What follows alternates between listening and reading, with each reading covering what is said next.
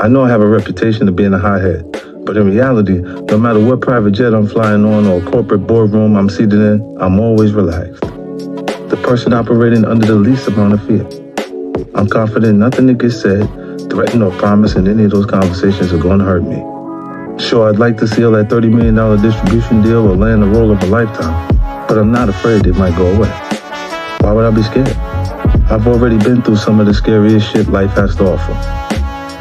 So how do you harness the same kind of confidence I have? To keep cool where most people would be sweating through their shirts. It's not rocket science. The only way to access that kind of confidence is by putting in the work. That's it. Have you truly dedicated yourself to learning everything you can about your field? Do you give 100% every time you walk into the office, sit down in the classroom, or step onto the stage for an audition? If the answer is yes, what do you really have to be afraid of? You've already done everything you can do. Now you just need to make sure the world recognizes it. That is a challenge, especially if you're not someone who's been raised from an early age to think that you belong in those meetings. If you're not a white guy or didn't get into the right prep school, you might have to go a little harder to get the credit you deserve. It shouldn't be that way, but it is what it is for now. You're going to have to project the confidence that you belong, that you've got the answers, even if the people you're talking to aren't giving you the credit. All your hard work isn't going to be worth shit if you're not ready. No, determined to share with the world. I'll give you an example. A guy in the music industry who I've known for years hasn't been able to translate his hard work and talent into the success he deserves. I won't say his name because he's a great dude and I don't want to hurt his confidence.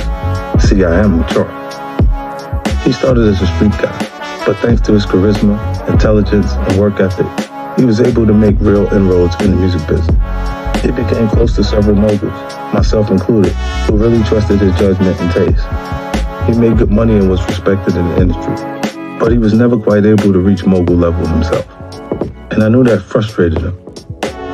He'd ask me for advice, but I couldn't honestly put my finger on what was holding him back. Then one day we went to a meeting with some big executives at a record label. Smooth guys with suits, good haircuts, and nice leather shoes. Guys who were extremely self-assured. They were confident, but they also didn't really understand the project we were there to discuss. My guy did though, up and down, back and forth. We spent hours talking about it, and he understood it both factually and instinctively. That's why I brought him with me, because he could articulate what needed to be done better than I could.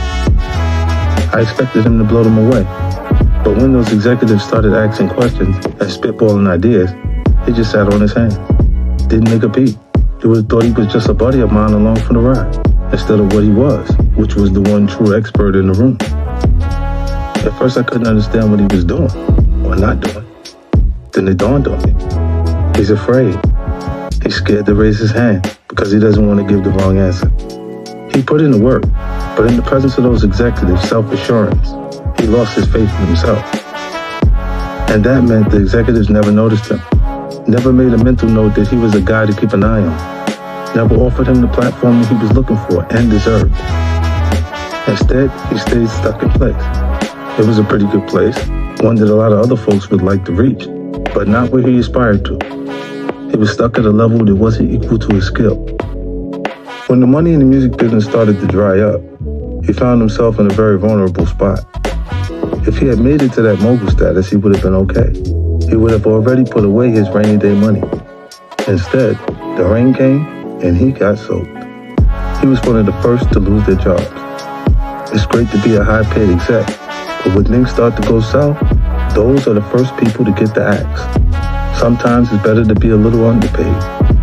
Today, he tries to do consultant work, but he's on the outside looking in, becoming the old man in a space that prioritizes youth. Don't make the same mistake. If you put in the work and know your shit, raise your damn hand every single time. There's nothing worse than being someone who spent hours, even when you're off the clock at home, studying your company's reports. But when your boss asks for that information, you always let someone else provide it first. That person probably hasn't put in nearly the work that you have, but they're also not afraid to be wrong. So when your boss looks at this person, she sees someone who is active, who's participating, who seems passionate. When she looks at you, she doesn't know what to think. Maybe she doesn't think anything at all. It's not fair, but that person with their hand always up is going to be promoted before you. They're going to get office before you. They're going to leverage their promotion to a better paying job at a competitor before you even get a raise. You were better trained, better prepared, but you didn't let the world see that because you were scared. That fear is going to stop you from getting full value for your work. Don't let it happen. On the other side of this coin is the person who's too quick to raise their hand. They're doing it because they're fearful someone else is going to get props before they do. So even if they don't know the answer, they're going to say something anyway. I know a guy like that too.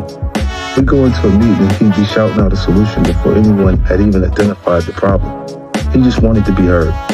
Whenever he'd start doing that, I would just shake my head and think, yo, what is wrong with you, bro? It got to the point where I had to tell Chris Lighty, my manager at the time, not to bring this guy to any more meetings.